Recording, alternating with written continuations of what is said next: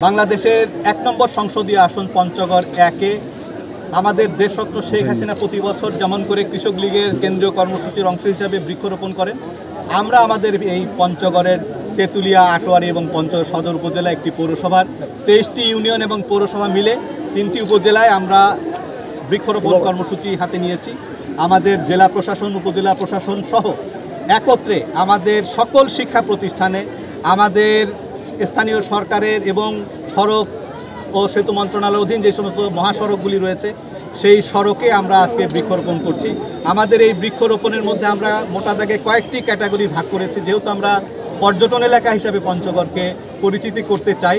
আমাদের মহাসড়ক এবং সড়কের পাশে দৃষ্টিনন্দন যেই সমস্ত গাছ রয়েছে শোভাবর্ধনকারী, সেই শিমুল, পলাশ, কৃষ্ণচূড়া, জারুল, রাধাচূড়া এই জাতীয় যেগুলি বর্ণিল হয় সেই সব গাছ আমরা লাগাচ্ছি। একই সঙ্গে এই বনজ গাছ, ফলজ গাছ এবং ঔষধি গাছ সহ আমাদের নদীর পাড়ে, যে আমরা তেঁতুলিয়ার যেই মহানন্দা, এই ব্যারং, চাওয়াই, ভেরসা, সকল ডাহুক, সকল নদীর সহ আমাদের পঞ্চগড়ের তালমা, করতোয়া সহ আমাদের যেই সমস্ত নদী রয়েছে, আটরের নাগর নদী রয়েছে, এই সব নদীর পাড় জুড়ে পাখির খাবার উপযোগী বন ফুলের গাছ যেমন বট, কদম, ইভেন জাম।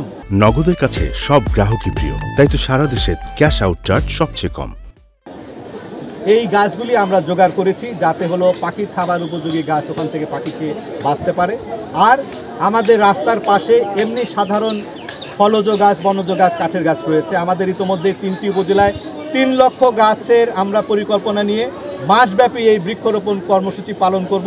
আমাদের সকল সরকারি দপ্তর, আমাদের জেলা প্রশাসনের সকল কর্মকর্তা সহ উপজেলা প্রশাসনের সকল কর্মকর্তা এবং বিভিন্ন দপ্তর, আমাদের কৃষি সম্প্রসারণ অধিদপ্তর, সমাজসেবা অধিদপ্তর, এই প্রকল্প বাস্তবায়ন কর্মসূচির যে পিআইওর দপ্তর সহ সকল দপ্তর এবং আমাদের ইঞ্জিনিয়াররা মিলে সকলে এই ছুটি বাতিল করে, এই ঈদের সময় আপনারা জানেন সেই ঈদের ছুটি বাতিল করে সকলে মিলে একযোগে এই কাজটা করছে। আমাদের এই স্কুল, কলেজ, মাদ্রাসা, শিক্ষা পরিবার তারাও এটার সঙ্গে রয়েছে। আমাদের আওয়ামী লীগ ও এর সকল অঙ্গ সহযোগী সংগঠন, আমাদের বীর মুক্তিযোদ্ধাবৃন্দ এবং মুক্তিযোদ্ধার সন্তান পরিবারবর্গ, তারা প্রত্যেকেই আমাদের এই কর্মসূচির সঙ্গে উৎসবমুখর একটা পরিবেশে আজকে আমরা শুরু করলাম, কিন্তু আমাদের এই কাজটা মাসব্যাপী চলমান থাকবে।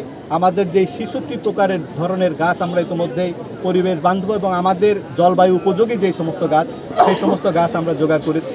এবং এই গাছটা শুধু আমরা লাগাবোই না, গাছ লাগাবো এবং গাছ বাঁচিয়ে রাখবো। বাঁচানোর জন্য আমরা মাসব্যাপী, বছরব্যাপী কর্মসূচি হাতে নিয়েছি। যারা বেশি সংখ্যক গাছ রক্ষা করতে পারবে, আবার আগামী আষাঢ় মাসে এসে আমরা তাদের জন্য বিশেষ পুরস্কারের ব্যবস্থা রেখেছি, যাতে করে এটাতে মানুষ উদ্বুদ্ধ হয় এবং এইটা যাতে টেকসই হয়। এই টেকসই হবার জন্য শুধু গাছ লাগাবো না, গাছ লাগাবো এবং গাছ বাঁচাবো, এরকম একটা কর্মসূচি নিয়ে আমাদের আজকের এই কার্যক্রমের সূচনা হলো। আমরা বলছি এটা একটা উৎসব, এই উৎসব সকলের, এখানে দল মত নির্বিশেষে সরকারি বেসরকারি সকল দপ্তর আমাদের সাথে। আপনারা জেনেছেন যে এই বেসরকারি সংস্থা ব্র্যাক সহ প্রায় 22টি বেসরকারি সংস্থা আমাদের সঙ্গে এই কাজের সঙ্গে যুক্ত হয়েছে।